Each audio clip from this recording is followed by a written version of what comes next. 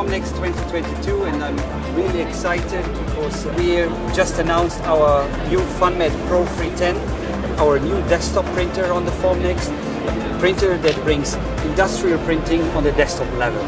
What makes the Pro 310 is so special is the thermal design, because many desktop printers are not focusing on that. They don't have a heated chamber, and what we have is we have a heated chamber.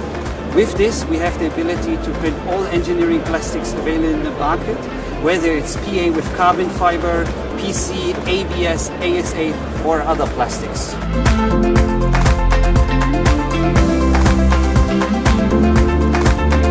In this box, we store the materials. What is so special here is that we have a molecular sieve, and we can maintain 10% relative humidity over 15 days.